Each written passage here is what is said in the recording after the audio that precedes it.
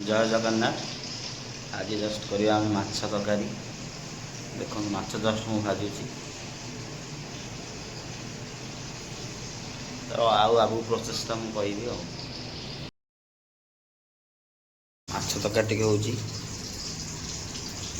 टे आलू काटिदबा टिके आलू पकईदेली माछ भजा कंप्लीट। आलू भात भी हो गलानी भात गाड़ीदबा